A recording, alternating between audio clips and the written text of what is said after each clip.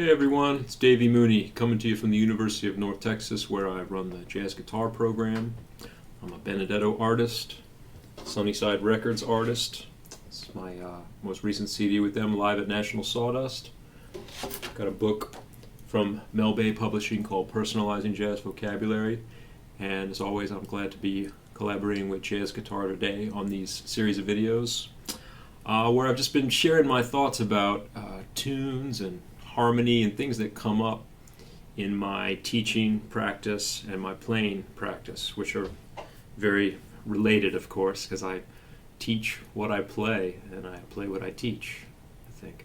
Anyway, so today I want to talk a little bit about the Pat Metheny tune Missouri Uncompromised, or maybe Missouri Uncompromised. And I did another video about the tune Syrup Horn. From both these songs are from the Bright Side's Life album, and I got to play them both recently on a gig out in Shreveport, Louisiana, with Brian Blade, Mark Griffith, and Roland Guerin.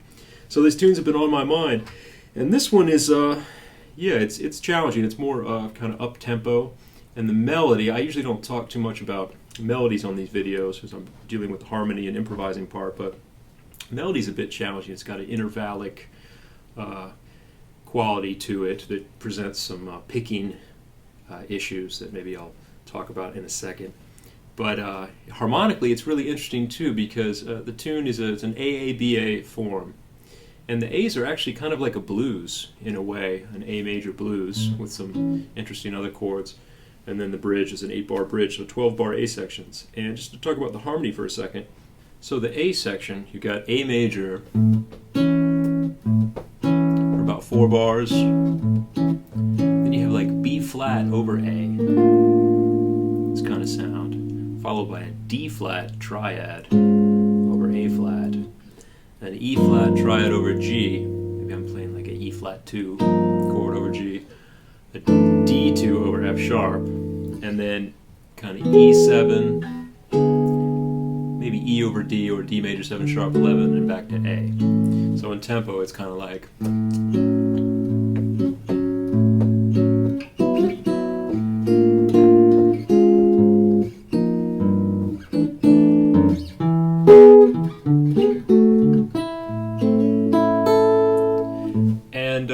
It's interesting. I was telling my students, we've been working on this song here at the end of the semester at UNT. And, back when I was an undergrad, I'd say like 1998, 1999, it would have been really difficult for me to play on that harmony. It's the idea of playing on a lot of triads and not having like 2-5-1s or more standard jazz progressions to kind of hold on to.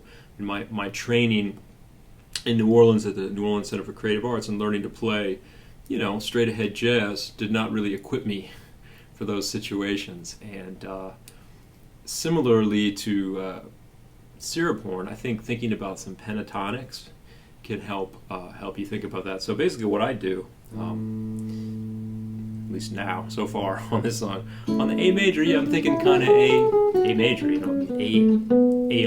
Ionian mode. Sometimes I'll throw an F natural in there for some reason. I feel like I heard him do that on the record somewhere, but kind of occasionally going.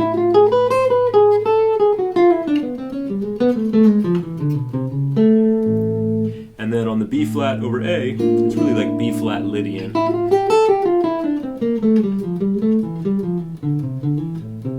Or I could play an A minor pentatonic, right? Because when you have a major 7 sharp 11 sound, if you go down a half step and play minor pentatonic, that works. Really on the A major before that I could have played C sharp minor pentatonic is a nice one, or just F sharp minor pentatonic, which is your major pentatonic scale.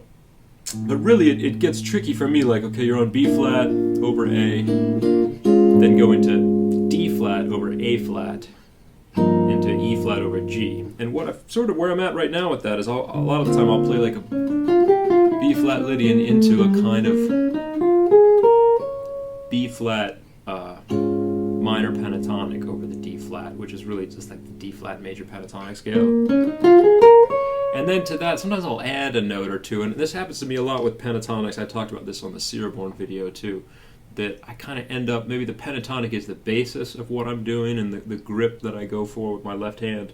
Then I'll add notes to it, and I end up with like 6-note scales sometimes, and I'm not sure if it's a pentatonic plus a note or a major scale minus a note at this point, but somehow another note ends up getting in there. So for me, what's kind of happened is a C natural gets in there somehow. So I'll have something like A major.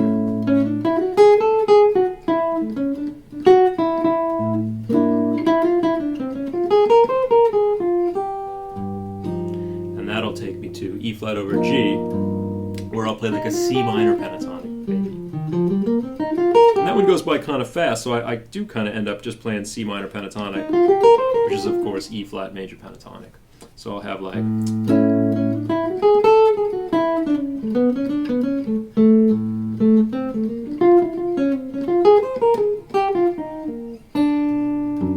the next chord, D over F sharp, I'll kind of go to B minor pentatonic. And at that point, yeah, it's kind of just D major. We're in the key of A, so it's the 4 chords. So if I want to play like some notes from kind of just arpeggiated D major 7 chord, and then there's a regular turnaround. There's like a 5-4-1 turnaround. Although the D chord has kind of got a major 7, whereas in maybe like a bluesy blues, the 4 chord might be dominant. But for me, the real rub is like getting my language, the language that I came up with, checking out early '60s Joe Pass and Wes Montgomery and folks like that, get it to work over this song, this kind of harmony, more triads. It was a real challenge, and I even tell my students, I kind of felt like back in the '90s, in the late '90s, there was sort of there was a split, and some of this is in my mind, but I think this was true.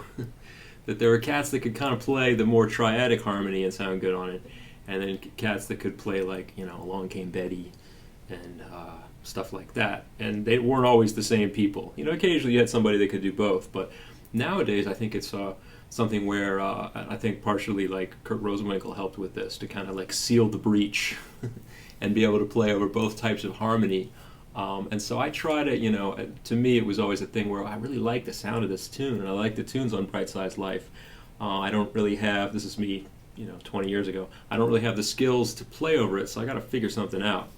And so that I can sound like myself. 20 years ago, myself was, in Cohit, in coming into being, but I knew that I had to find some way to be able to sound like myself over different types of tunes that I was interested in playing.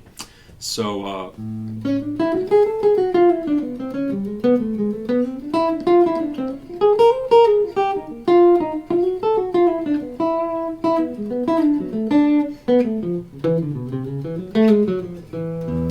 and you listen to the recording, on Bright Side's Life, it's great too. The other thing I like, when I first heard it, I kind of thought they were playing free, maybe like playing some time, no changes. But, learning the song and going back and listening to it, it's so, Metheny just hits all the chords so specifically. And the rhythm section has a nice loose feel where they don't, they're swinging, but they don't make the form so obvious. And so it has this kind of free quality to it, which is really nice. Anyway, the bridge of the song, you got a C sharp minor. So, we're in the key of A, so kind of like a 3 chord to the 4 chord to D, back to the 3 chord, and then to that B flat over A thing again. And sometimes, just because I can't help myself, I'll in going to that C sharp minor out of the A section, so you got like 5-4-1. I'll put imply a G sharp 7, a 5-1 go into that C sharp minor, even though it's not really there in the song. Just to kind of bring some, maybe more bop sound and stuff into the tune, because that's my, that's my roots. But one other thing, that melody, just a thought about that, because I had to get it together in performance shape pretty quick, and it was a little tricky. He goes, and I found, maybe these days someone might not try to pick every note there, but in listening to the way Metheny plays it at that period, it sounds like he's picking every note. So you could have gone kind like on, because we got E, A, B, E, A, B, in 2 octaves like that, and then, you know, something more within the scale. But what I came up with in trying to figure out how I pick things like this to execute them, I went down, up, down, and then instead of doing an up here, so I went back to another down, so, and then I alternate picked after that. So I've got 1, 2, 3, 4, 5, 6, 7 notes, and I'm alternate picking except for this one little skip here. And, you know, I searched for different places to play that. Like, should I try to play it in one position? Maybe. I don't know. Should I play it down here? I didn't really entertain that idea very quickly. But to me, this seemed to work, you know, and I kind of, my picking and where I play things is kind of trial and error, you know, till I come up with something I like. So I had that. And then the next part, it's kind of like up a half, same thing, up a half step, except it starts on beat 2 instead of beat 1, and that kind of throws a monkey wrench into that picking a little bit. And the effect for me was that I alternate pick the next part totally. So I have the first part,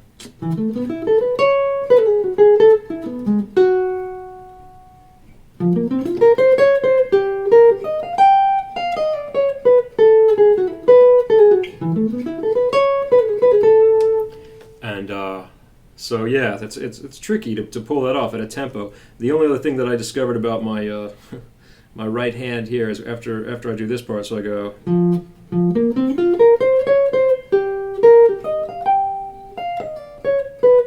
This part here. I have to do an up pick on that note so that I can then go. If I do a down pick there, somehow I can't get myself to get back to here in time. So anyway, it's a challenging melody to pull off, and I wish there were video of Metheny playing it. I didn't find any to see where he would actually play it. I tell the students here, they're so fortunate, you know, these days they could see their favorite players perform on YouTube or whatever and see actually what they're doing. You know, back in the day, even in the 90s, you know, listening to Bright Size Life, it was a little bit mysterious. You know, you didn't know how it was done. You know, there's no video of Jocko and Bob Moses and Metheny playing the tune, which would have been amazing. But so that's what I came up with. So anyway, I'm going to play a few choruses on this harmony, and yeah, it's a great record, great tune. So check it out. Thanks.